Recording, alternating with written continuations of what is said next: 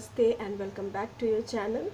In today's video, I'm going to give a tutorial on Pichwai's painting. Pichwai paintings are basically done on cloth or paper, and nowadays it can be done on any surface.